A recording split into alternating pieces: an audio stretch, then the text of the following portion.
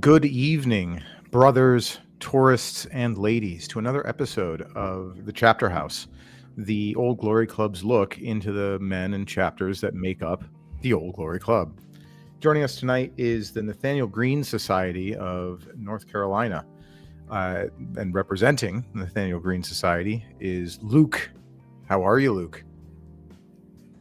Doing well. Hope you guys are as well. Oh, yeah, always doing great. And Horatius Rhodes, hello. How's it going? Appreciate you having us.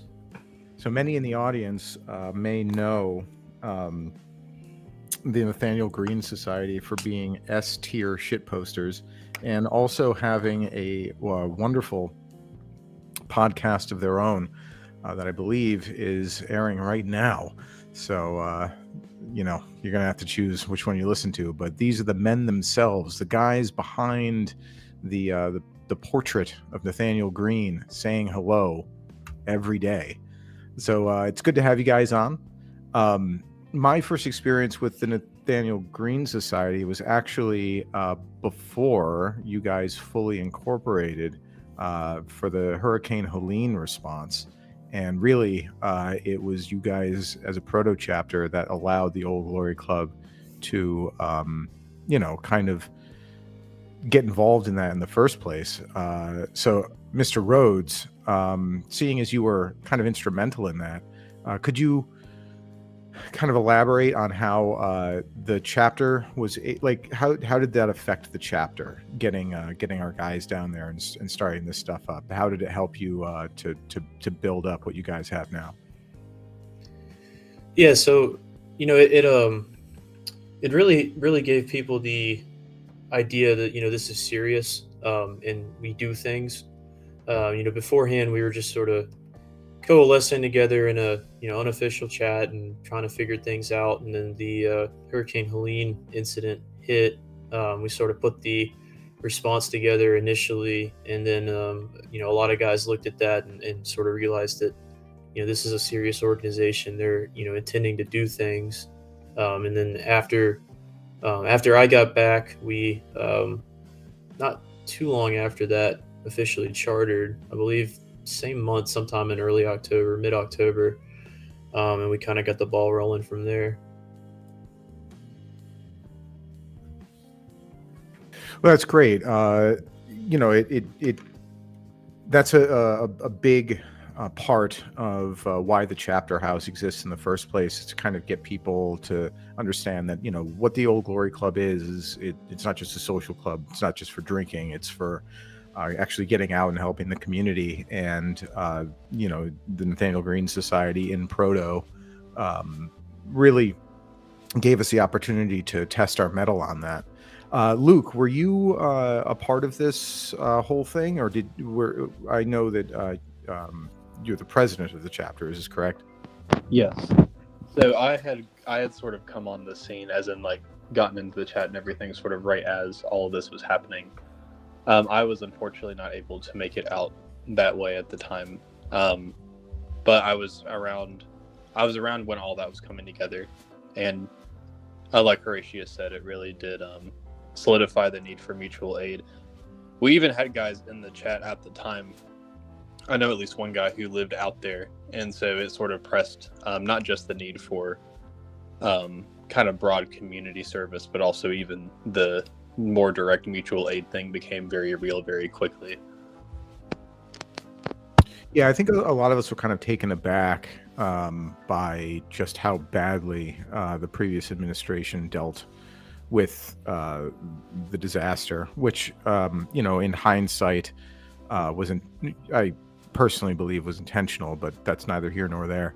So following on that, the Nathanael Greene Society, you guys you get a Twitter account, which is actually grown pretty fast. How did you guys settle on starting a podcast like that? Yeah, so we had the account kind of dormant for a little while as we were getting started, and then with the podcast, we sort of just came to the idea one day. I think we started right after the inauguration, and we wanted to come on and give thoughts about that. a lot of the momentum for the streams and whatnot, at least from what I recall, comes from the electoral victory in 2024, and then following on with the inauguration. I personally went there, and I was pretty white pilled at the time. So we just started, and we just kind of got the ball rolling from there. And we had the idea early on. When we do our Wednesday streams, let's bring different guests in, to talk about different subjects. So some of those early episodes, we had guys like Pete come on, Alex Petkus from the Cost of Glory, and so on and so forth, Cryptos, etc. We're kind of covering a wider swath of topics, something new every week. Something that interested us, and hopefully people were receptive to it. Yeah, I mean the wide range of guests you guys have had on there has been frankly very impressive, especially for a podcast that just kind of came out of nowhere. My personal favorite was when you had Melon on there talking about demons, but that's a pet topic of mine anyway. So yeah, that one was that was a cool episode. We're gonna try to do more one-off episodes like that on Saturdays, and potentially have some live recording on site up in the mountains for some of those spooky streams. oh yeah, that's great. Get a campfire going in the background, maybe some crickets. I guess depends on how cold it gets.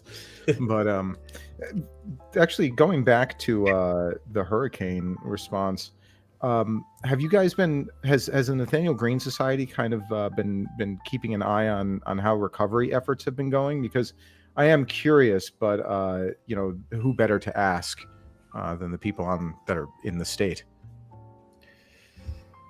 So as far as society initiatives to continue on, we're coming up on the 1 year anniversary now, and we're gonna probably host a stream and talk about that on that date. Kind of do like a year in recap or whatever. We haven't made any efforts to the same degree that we did in the initial response since the incident, but we were kicking the idea around of trying to go on site and maybe do some interviews with people, and then as well as just sort of like a 1 year anniversary, looking back on things, sort of looking at what's still going on, what needs to be addressed, etc. Unfortunately, most of the stuff that your average Joe can physically do has been done already, if that makes sense. A lot of the efforts that still need to be done are unfortunately the governmental stuff, like rebuilding a few bridges and roads. I think at least in the section where my family's at, there's a few roads that are still out, although most of those have been repaired, and then there's bridges all up and down the parkway. As far as like monetary efforts, there's still stuff to be done, obviously, but a lot of the initial grunt work phase of the recovery is kind of done at this point. Well, I mean that's good to hear. I know that at this point the large infrastructure projects are going to be even slower than the initial response was. But you said that you might go down there and do interviews to see 1 year on, like what's going on, what the feel of the place is for the people who live there.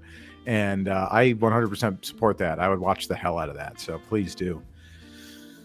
But other than that, so you guys got you got the NGS spun up. You guys have a good Twitter presence, but what's the culture of the organization like? Like I've met some of the guys that down there, and you guys seem very close. Have you reached a point where well, let's start with this. How's membership grown since the initial founding? Membership has grown pretty well. It grew I don't know, I'd put it this way. It grew fairly quickly at first. And of course, there's always sort of, it seems to come in bursts sometimes. You'll get a few, and then you'll have a lull, and you'll get a few. There actually has been a burst of applications following the Charlie Kirk shooting as well. So we may have to give you guys an update in a few weeks on how exactly all that pans out. It's looking very positive, in the wake of that tragedy. But we have continued to more or less steadily grow. We've also been able to attract a decent variety of people as far as vocations go, and that's something we were kind of shooting for the whole time. And so we've been kind of pleased with how this is all shaken out. Yeah, I'm. The Lord moves things in interesting ways, and while of course every tragedy is one that we have to take seriously, it presents a lot of opportunities. And if Helene was the tragedy that allowed the Nathanael Greene Society to kickstart, I'm glad that there is good coming out of this society, this current tragedy, for you guys as well. And I think that's people are starting to realize what time it is, and I think that's a kind of organization-wide that kind of burst. Yeah, so that's good. You said there's have a wide range of vocations coming in. What's the demographics like? Like how are the ages spread? Horatius, you can correct me if I'm misconceived here. It seems that our membership kind of ages from early mid-20s. I would say it averages, late 20s to early 30s, and then you have a couple guys who are closer to their early to mid 40s. But I would say the average is late 20s, early to kind of early mid 30s. Yeah, that's pretty much spot on. I think our youngest guy is 20. We have one who might be a little bit younger as a candidate, and I think our oldest is in his late 50s, but the average is sitting right there at that late 20s, early 30s. Almost always married with children, especially in that particular sub-range. I'd say most of our society, like I'd wager to say 80% or so, are married with children, young children especially. Yeah, that's been a very pleasant surprise. Of course, we welcome, all qualified men to join the society. Not that we're intentionally selecting people, but we are happy to see that the guys that we're bringing in do seem to have found success, which is encouraging because a lot of young people are struggling with that. So that's been something very encouraging. I think it's kind of a mark of the caliber of people we're attracting, that we're able to find guys who are so successful despite the challenges. Yeah, sorry, go ahead. Well, I was going to say, as we continue to grow and expand, having that core base of successful men that people can, look upon for mentorship is going to be critical for us, as we continue to do more outreach, if we get into looking at, some of the universities, et cetera, some of these younger men who are looking for mentors will be able to, provide that for them. Yeah, that is, as we say, very white pilling to hear that you have so many married men with children. I imagine that this causes some conflicts a little bit, or at least means that they have other things to spend that require their attention. What are your meetings like? Like, how do you guys normally meet up? Like, is it purely online? Do you guys meet in person for official business, or is it kind of a hybrid? So we do regular calls on the society-wide.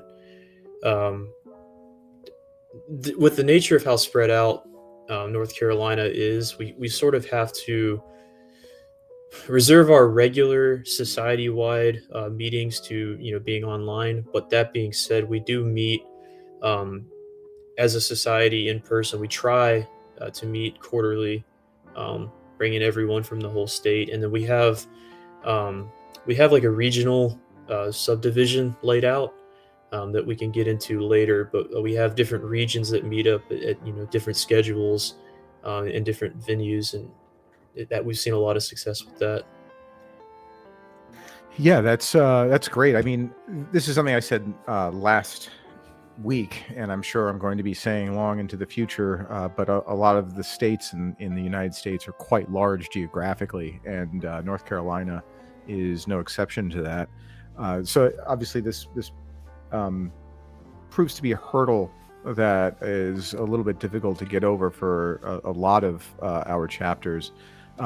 When you're hosting the quarterly meetings where you try to bring everyone in, how do you guys arrange that? Do you choose like a house, or do you rent a hall? Like, how do you make sure you have a spot that everyone can fit into? So we try to do our big meetings at the Guilford County Guilford County Courthouse Battlefield in Greensboro, North Carolina. That's where Nathanael Greene's greatest victory was won at. And it's kind of well, for one, it's actually the center of gravity for our chapter, kind of based on how North Carolina's awful road systems work. But we try to meet there for our big meetups. Get everyone together, tour the battlefield, have fellowship there. Yeah, that I mean, is that, I'm not familiar with the geography of North Carolina outside of some areas of the far west. Is that more centrally located? Yes, it is. It's centrally located, and it's also, so if you're looking at the east-west axis, it's centrally located, and then it's also not too far away from Charlotte, which is where a few of our guys are clustered. And so it ends up working out pretty well. I mean, it's a long drive for some, but unfortunately there's not much you can do about that, given just the width of the state. Yeah, that makes sense. I mean, Charlotte's a major city. Is that the largest city in North Carolina? Yes, it is. Charlotte's the largest, and it's grown a lot in the last 10 to 15 years. Luke, we're getting a little bit of a muffle on your audio. Okay, is this better? Much better. Okay. Yeah, so one of the things that we've noticed is that major metropolitan areas tend to be less, while they are extremely populous, they seem to have a less likely that members are coming out of them. So larger cities like New York City, Chicago, the people there all seem to be very busy with the things that they're doing and don't have time to do what's truly important, which is the Old Glory Club. How do you guys find Charlotte is for producing membership? You said that you have a lot of members there. So Charlotte and Raleigh are very similar in this regard, in that while we may have a very small handful of members that are in the actual city, the majority of people that we're pulling from these locations are coming from the peripheries, in whatever suburb or feeder town for the city. Typically, at least from what we've noticed, guys, our guys that are able to are not living in the city. And the ones that are living in the city are only there for as long as they have to be to get out of it. So for the Charlotte area, that tends to be the suburbs on the northern side. It's more of the I guess you could say affluent area, and then Raleigh, that tends to be on the southern end.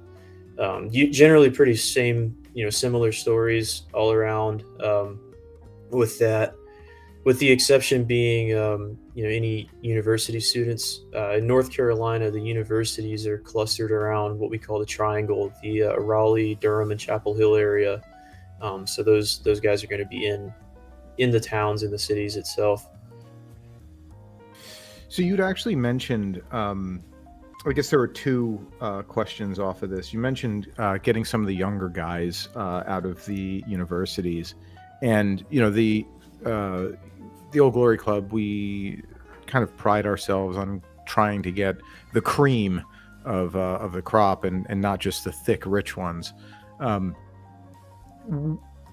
What does the future of recruiting and kind of vetting look like for you? Like, what do you guys imagine when you're thinking about recruiting from campuses? So I've sort of taken the initiative on my own end, and trying to say this without giving away too much information, but sort of feeding in, or rather going into existing organizations. Like a great example is Turning Point USA, and finding, sort of doing some informal vetting without even necessarily bringing the subject up, but looking for, as you say, the cream of the crop, and sort of attaching to those gentlemen and connecting with them as best we can, seeing if they are NGS material. Have you had any opportunities to interface with those organizations so far? Yes, actually. So unfortunately, I haven't really done my due diligence of joining that organization before, what happened 2 weeks ago with Charlie. But I am personally working on that, and I actually attended a meeting on Monday, and they had, I think, about 200 students in the audience at that meeting, and keep in mind they had been averaging about 20 per meeting before that. So there's a lot of fresh faces in there, and that is at least extreme. Sorry, keep going. at least some of those, I imagine, will qualify as that cream of the crop. Yeah, that's extremely encouraging, and like we said earlier, a lot of people are starting to realize just what time it is. So it's good to hear that this, they're seeing a huge influx in the same way that we are. Since you've been to these other organizations and talked to some of the other members, have you, if you've brought up the Old Glory Club, have you met with any recognition, or what's the interest been like? So I've been trying to play it very close, not show my hand with those organizations. So I have not broached the topic of Old Glory Club to those guys yet, just because I'm still working on getting, becoming a known factor in those groups before I start, trying to talk about any of that stuff. But funny enough, I've actually noticed, I've encountered at least a couple students on campus that do know about the Old Glory Club. I actually had a funny interaction not too long ago, about 2 weeks ago or so, where I went to go meet up with a longtime mutual from the NGS account, and I ended up meeting this kid, and it was this guy I've known IRL for the last 4 years. And he's like, "Oh, it's you. That's great." Yeah. Were you both kind of like nodding, like, "Yeah, I'd expect to see you here"? Yeah, to an extent, yeah. I was like, I've never talked politics with you, but I guess it makes sense now. Well, that's encouraging. At least you know that the people that you're at least friends with are in the same track, even if you guys don't openly talk about it. This actually, just real quick, this is actually kind of an important part of informal vetting, and I'm sure this isn't unique to us, but I think this is sort of an important concept to get. If you're gonna bring up, because we all are, to a healthy extent, concerned that we're not overly exposing ourselves to a negative public. When part of bringing up the OGC to prospective members is just sort of building out or feeling out groups of people who are generally sympathetic to you first, or even groups of people who you think are sympathetic to you first, and then only approaching those people, and then sort of, I don't know, so like sort of embedding yourself in a social setting that already has a lot of sympathetic people, and then sort of picking from that group. And that's really the best way to do word of mouth.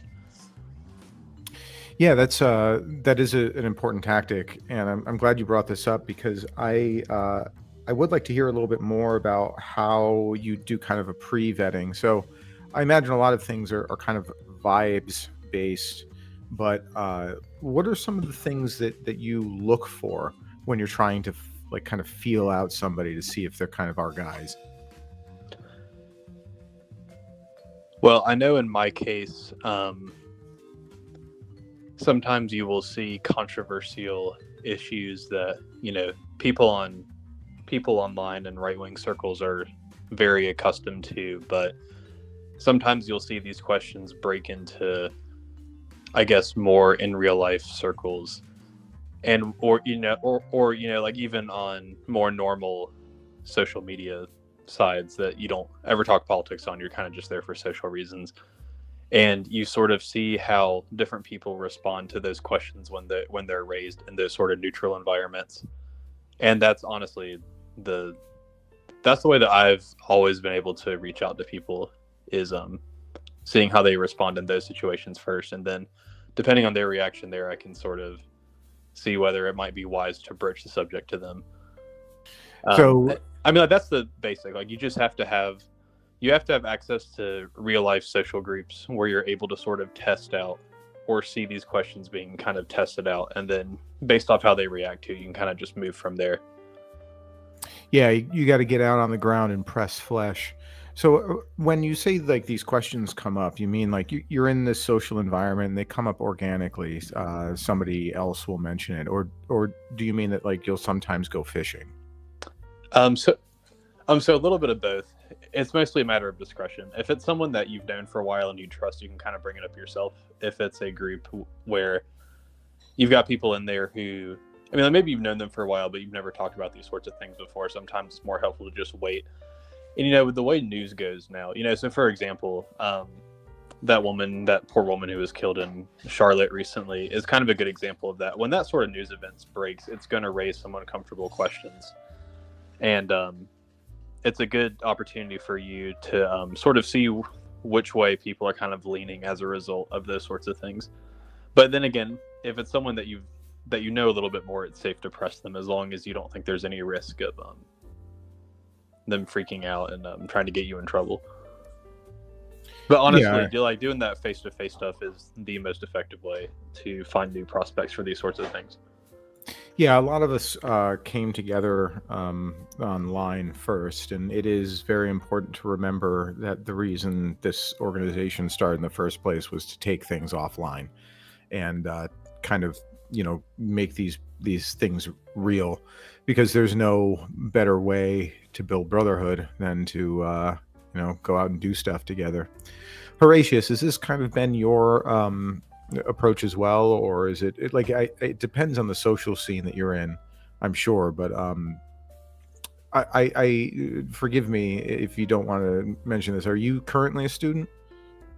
Yes, I am, and I try to play a fine line, or I try to walk a fine line in those settings, because, you know, it's always inherently a dangerous proposition if it's someone you don't necessarily know, if you got a lot, you know, kind of riding on the line. But I've generally found that if you can make a good read on somebody, you can kind of suss them out without sussing them out, and then, you know, additionally focusing on friends or friends of friends. And, you know, on top of that, I've encouraged our guys often, and I've actually found success in this, in talking to gentlemen at your church, because they're more than likely going to be, you know, dispositionally aligned with you, more so than just, you know, someone off the street. But then you also just have to look at what types of groups you're engaging with. You know, for instance, if I'm talking to a group of students and they're agricultural students, I'm a lot safer than if I was to be talking with a bunch of, you know, social work students, for instance. You know, and that's an obvious example, you know, of groups that you can feel confident talking about certain things with, and then kind of going from there. Yeah, so dear listener, brother listener, identify the men in your chapter who are the social flies and get them out there, get them out front, get them meeting people. You guys have mentioned before hoping to get some of those younger guys in, because if your demographics currently run the gamut up to the mid 40s, there are great opportunities for mentorship. And I know that the Old Glory Club in general is rather young, and our chapters are younger still. So having these things formalized is a little bit unrealistic of an expectation at this point. So what? And I want to get this answer from both of you, if I can. And I'd like to start with Luke. What does the future of the Nathanael Greene Society look like for helping to foster that sort of mentorship between the older, more established members and the younger ones coming in? Well, so one kind of immediate thing that comes to mind is older members, because in our case, our older members are also fathers. And so one very kind of obvious and immediate mentorship opportunity is for older guys giving parenting advice to the younger guys. And that's something that we expect to just thankfully kind of naturally continue as our older members get older and as our younger guys get older, and we get in new younger guys who are either looking to get married or are married and just beginning to have children. It's always helpful to have that perspective.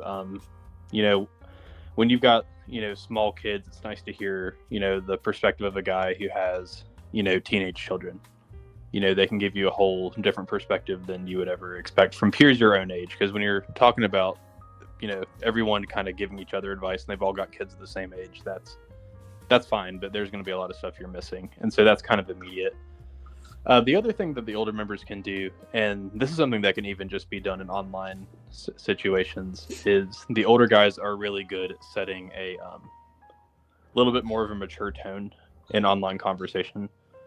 Even some of our guys in our, you know, like mid to late 30s can be very helpful in that regard. You know, it's not that we are against joking around and having a good time or whatever, but it is nice to have some older guys who are able to set a little bit more of a sober tone for the conversations. Those are two immediate things that come to mind. And of course, as the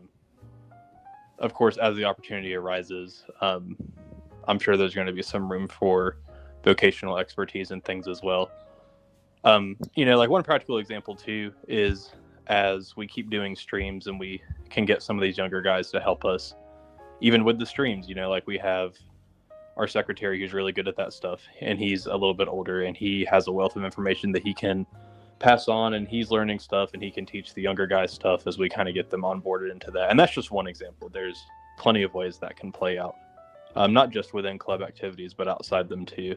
And so that's sort of where I see it. I don't know, Horatius, if you've got any other ideas on that. Yeah, so you know, kind of from the perspective of one of those, I guess you could say, younger guys, it is nice to have the older guys to, you know, lean upon. You know, whenever I have questions about various things, which I often do, it's very helpful. You know, for me at least, and I imagine this is a common trend with a lot of, you know, the younger guys who are, you know, engaged or getting married or trying to buy a house, you know, etc. Stuff that, frankly, we have no idea what we're doing. It's nice to have a community of older guys who have done all those things and can provide, you know, some modicum of advice on them. I've gained a lot from that personally. And then, you know, as far as the future goes, this is certainly more of a far long-term goal, but we really do want to make this a generational project.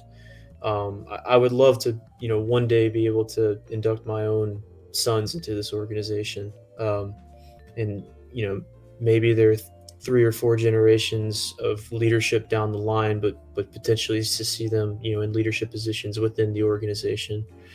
So having a lot of that long-term planning and generational,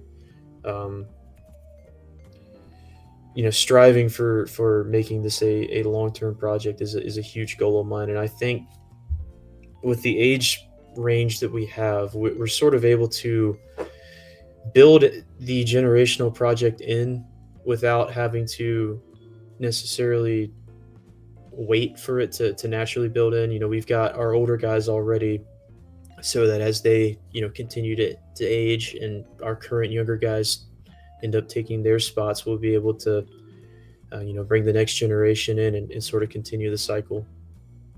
Well, I'm glad that you guys already have concrete examples that you've experienced. That says a lot for where you guys are as a chapter already, especially being so young. I know that especially the seriousness in the chats, even on Central, sometimes we like to get a little silly, and sometimes it takes our consigliere, who is a little bit older and generally pretty taciturn, who just comes in and cuts through the bullshit and allows us to kind of get on track in the way that we need. So it's a very important role.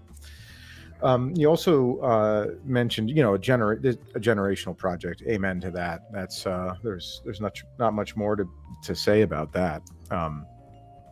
But you had mentioned, bringing new members in as they get as you age, and the induction process. Do you have a formalized induction process, like a ritual or something? Not at present, but we've kicked around a few ideas for something like that. We might try to implement something like that in the near term, maybe in 2026. I really appreciate the idea of a some sort of induction ritual into the organization to really cap off the symbology of being a member, but we currently do not have that, unfortunately. Okay. Goals. That's great. How I know this is kind of an out there question. Well, not really, but how's your guys' relationship with the Virginia chapter? Do you guys get a lot of overlap, and you guys see each other a lot? Yeah, so I can speak on this pretty well. I'm actually a dual member, so I have a lot of, or I have some family in Virginia, and my fiance's family's there as well. So I spent a decent amount of time in the state, and I actually became a dual member, I believe, at some point at the start of this year, end of last year. Um, so we have a pretty close relationship with them. We try to um, do at least some cross chapter work. There's some events that I'm looking at in 2026, especially to have the chapters work together. And I believe there's a gentleman in the Virginia chapter out in the mountain region that was also talking about potentially becoming a dual member with the NGS. Um, Based on the geography of the two states, there are a few areas that it makes sense for guys to be kind of dual members. An example of which is a lot of the suburbs for Danville, Virginia, are right across the border in North Carolina, and there's a few examples of vice versa. Um, but yeah, we're pretty close with those guys, and we actually have a group that we call the OGC Dixie chapters, with a lot of the chapters in the South that we're using as somewhat of a regional event planning committee, and we've put together some events, some hikes. We got some stuff upcoming, and this is Virginia, North Carolina, Tennessee, and in the surrounding areas. So we're working on that cross chapter collaboration. That's excellent. That's exactly what everyone wants to see. Especially, as the organization gets larger, it's going to be harder for the people in, when we haven't for the people in the California chapter to know a lot of people in the North Carolina chapter outside of the large central event that we host for members only. But I'm glad that this spirit of cooperation is already flourishing, especially because the Northeast is so incredibly Catholic, and I know that the Nathanael Greene Society is very fiercely Protestant. Do you guys have any Catholics at all in the organization? I'm trying to remember how many. It's not very many. A I think couple at we're least. like 5 or 6, maybe more than that. That's a very southern distribution, which I appreciate it. So have you guys, you mentioned that you want to start getting that induction ritual going, but as for things that you guys have been doing since your formation, like official events, do you guys get together and go out and do things besides hitting the Nathanael Greene's, what is it? Is a memorial, a gravesite? There's a monument there, and then it's the battlefield itself. Perfect. Yeah. Do you guys? Can you elaborate on some of the other things you guys have spent some time as a chapter doing? Yeah. So a lot of what we do is somewhat devolved into our different regions. So for instance, we have different clusters based on different areas of the state. And those groups will meet often. So our Charlotte group tends to meet, I believe, every 3 weeks, and then our Raleigh group tends to meet bi-weekly, as well as another separate event every month. And we'll do different things, whether that be having a men's breakfast together, or meeting up to go hike, or even if it's just going to a cigar lounge or a bar to hang out. We try to have meetings of all sorts of different types, tending towards the fraternal events more often, but looking at doing more of the hiking, shooting, etc. as a group in the different areas of the state. Yeah, you'd mentioned that a lot of it has to be broken down regionally, which again is something that we've heard from other chapters, especially the larger ones, and especially New England, which is itself 5 states. And when I say 5, I mean 6. But what are the future plans for the regional breakdowns? Is that something you guys want to codify, or is it something you want to try and keep a little bit more unofficial for now? No, so this is something we have very much codified. And thankfully, we thought to do this fairly early on, partly because a lot of our early members were spread out.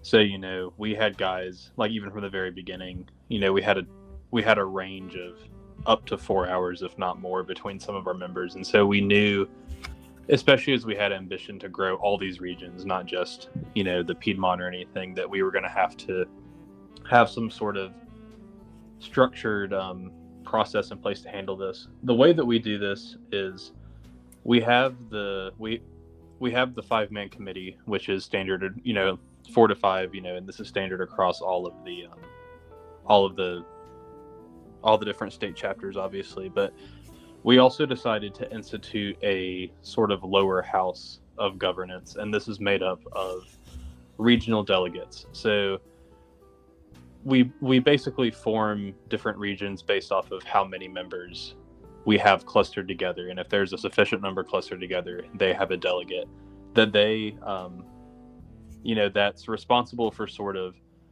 watching over that region, kind of planning things for that region.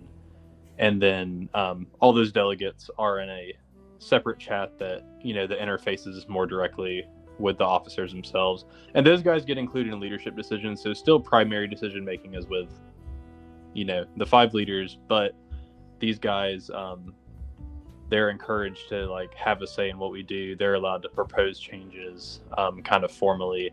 They're included in our interview process when we interview new guys to join. So we have been very happy with that system. That's worked very well for us.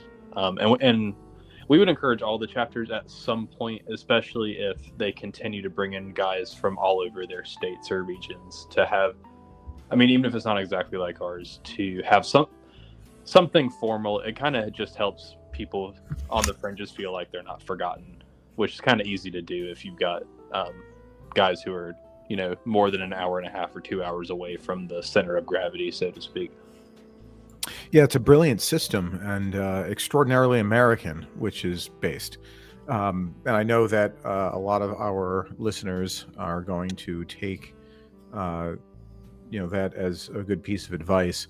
We can't all be like Tennessee and have us broken down into 3 chapters, or even Pennsylvania for that matter. So I'm glad that you guys got that system set up, and you said it's been working well so far. Yes, it has. It's also a way, and this is kind of, you're speaking of it being part of the American system. That really is kind of the heart of republicanism, right? That, it's not exactly direct democracy, but the goal is to get as many people, basically to give agency to as many people as possible. And when you've got a great group of guys, you can give agency to really just as many people as you can handle. Hopefully we would have our organization set up at some point in a way in which everyone has some sort of role to play or some position to hold. Because we also have staff positions too that aren't even delegates, and those guys just help the officers run things. And so you could be a staff person, you could be a delegate, or you could do something along those lines. But it's kept everyone plugged in. It's helped it's helped, people in more isolated regions not feel forgotten. And then it also does give us as officers assistance in things like interviewing and things like vetting. Sometimes those guys will do in-person interviews for candidates. And again, they also give us feedback on ideas and can propose changes. And so, yeah, overall, we've been very happy with it. Well, that's excellent. Have you guys run into any, have you guys run into any pain points, or has it been relatively smooth so far?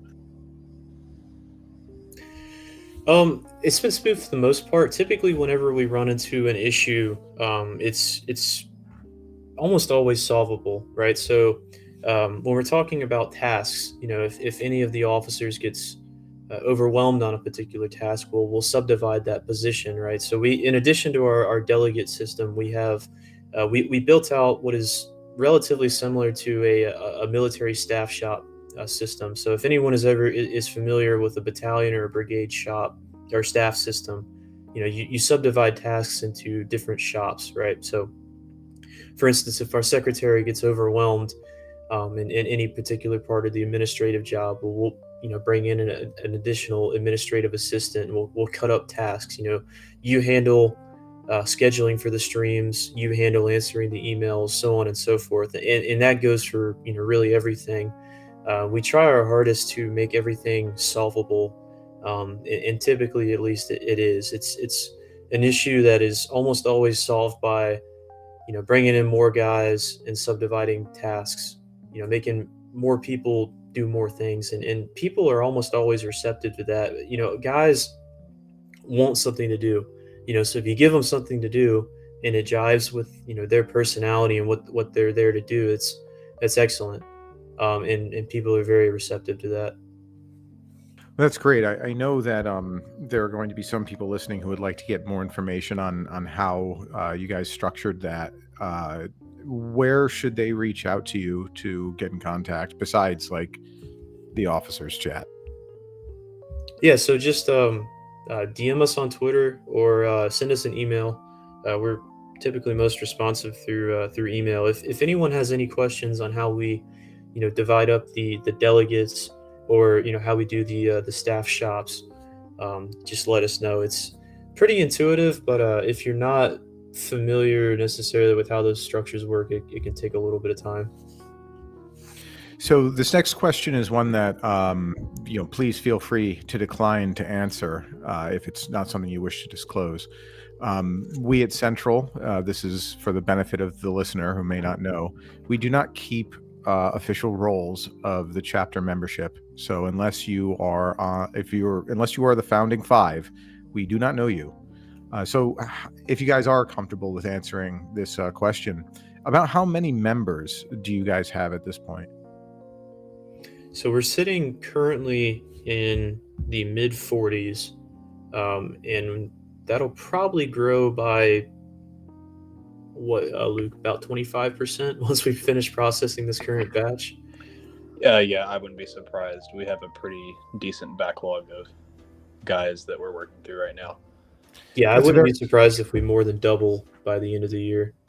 I mean, from your lips to God's ears, my friend, that's a very impressive, and I'm glad that you have a chapter with membership sufficient to work this system you guys have put in and to see that it works. Because as the chapters grow and as the organization in general grows, there are going to be a lot of these similar issues that people run into, and just how and when to delegate responsibility is something that a lot of people are going to have questions on. So I appreciate you sharing that.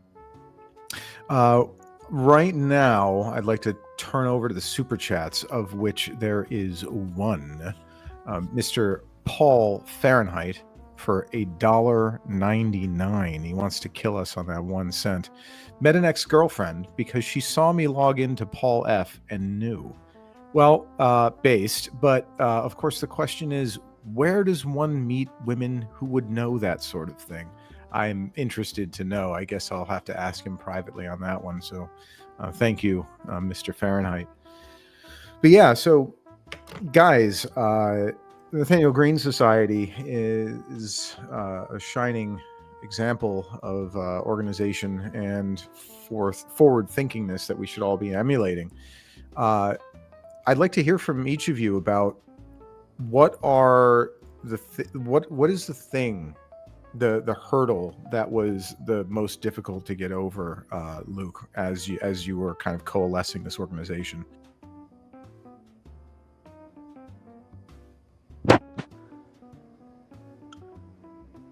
Well, again, nothing insurmountable, and I guess it's nothing really unique. I would say the two hurdles we had at the beginning were the fact that our initial members were already kind of spread out, so it didn't start with a core and then expand. It kind of started off with people all over the state.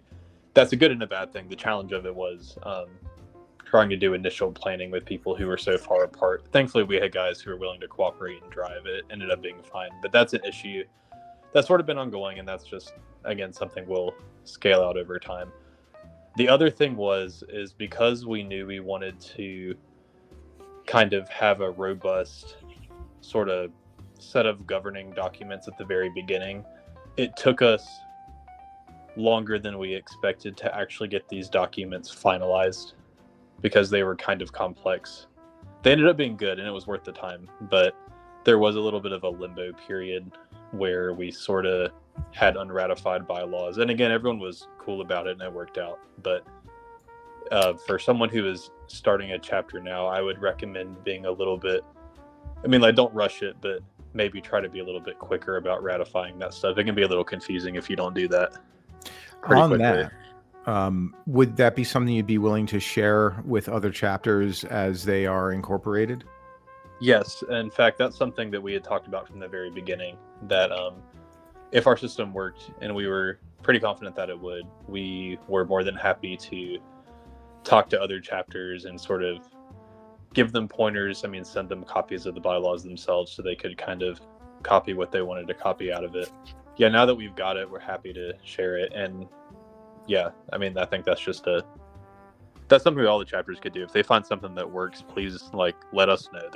There's stuff we haven't thought of, and and if other chapters have stuff, we'd love to see, and we're happy to share our stuff too. That's great. Horatius, what would you say a hurdle that you ran into? So I know that you were one of the founding members as well, so you've been in it since the beginning. Besides the things that Luke mentioned, what's something that kind of stands out in your mind that took a little while to overcome? I would say that the main hurdle is what Luke said, but to build off of that, sort of based on the geographic disparity of our membership to start with, it was really hard to get in-person events going, at least initially.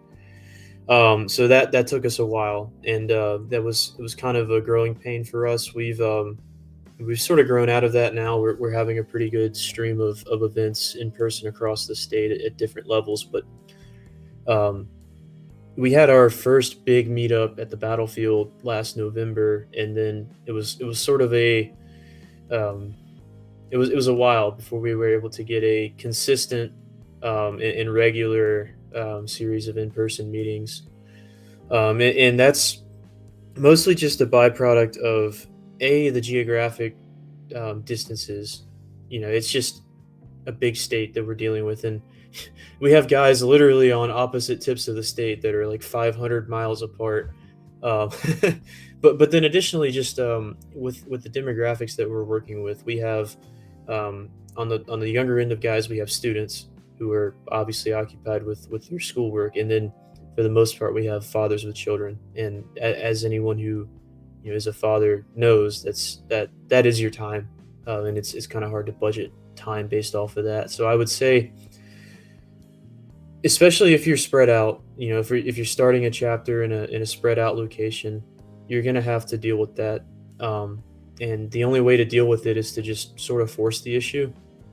Being like, hey, we're going to do a meetup here. We're just going to do it. Even if 3 people show up, we're going to make it regular. And hopefully over time we'll, get more people, that sort of thing. Yeah. So kind of build it, they will come sort of thing. And that making it sort of not a question. Do you want to do this? More as we're doing this, come along. That actually brought up another question. With a membership as large as yours, do you guys have any regulations surrounding inactive members? That's something we're kind of starting to, I think, talk about dealing with now. Thankfully, we have a pretty active group, but yeah. Okay. Well, I mean, so that's a good problem to have. Yeah, that's only probably creeping like a in good next now. step for us. Yeah. Okay. Well, be sure to update us when you figure out what you're doing with that, if the problem arises, which God willing it will not. But we had some other people thoroughly shamed by the quality of Paul Fahrenheit's super chat. Send us a couple of others. Don Browning, our strongest soldier. Sorry, whoever the other guy is, who usually is our strongest soldier. We have a super sticker for $10 of a man jumping and doing a star with yippee emerging around him. Well, yes, this is a very exciting time to have the Nathanael Greene Society with us. So thank you, Don Browning. Always very apropos. Son of Haster, our boy in New England, the man himself, for $5. Cheers, guys. Glad to see these streams going strong. Will we ever get to the end of the list? God willing, again, we will not, because we will continually have an increase in chapters unto the return. Jackson Walker, for $7 sends us a salute. A salute to you, sir. Thank you for joining us tonight. Guys, this has been great. The hour kind of flew by. I love to hear what you guys are putting together.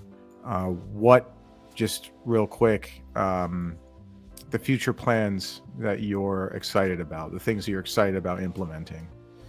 What's on the horizon for Nathanael Greene? One idea that we've been tossing around for a while. Well, in general, there's been discussion among the officers of initiatives that can help with just the personal development of our guys. Not primarily vocational, although of course we care about that, but just kind of all-purpose, almost liberal arts skills for our guys. I know there's been discussion of a sort of a somewhat regular rhetoric meetup where we practice giving speeches and doing formal debating. That's still in the works, but I think that's something we're going to get off the ground fairly soon, I'd say, in the coming months, and I think that will be an excellent initiative. Wonderful. Please shill the Nathanael Greene Society, where people can find you and what they can expect from the podcast. Yeah, so you can find us most active on Twitter. If you just look up Nathanael Greene Society, it should pop up pretty quickly. You can see my ramblings on there. Likewise, the YouTube channel Nathanael Greene Society, we're trying to build that as best we can. We're having all these guests on every week, and we're trying to expand our reach, have good conversation, and we're working on some more video projects in addition to these streams, so more to follow on that. And then this will be a bit of a sneak peek, but potentially looking at some North Carolina conferences here in the future with some of our more high-profile members. Wonderful. Remember, dear listener, that you heard it here first. And thank you guys for joining us. Appreciate having the representatives of the Nathanael Greene Society on, so thank you for giving us your time. Be sure to join us next week for the representatives from the great state of Indiana, the Tippecanoe Society. Be sure to check out American Spirits every Monday at 8 p.m., where we are answering the question, what is an American and what does it mean to be an American? And once again, Pony Express Radio every Thursday at 8 p.m., where you can get the hottest takes on the dreck that is the news. Thank you for joining us. I am NotMeNotYou for the Old Glory Club in the Chapter House.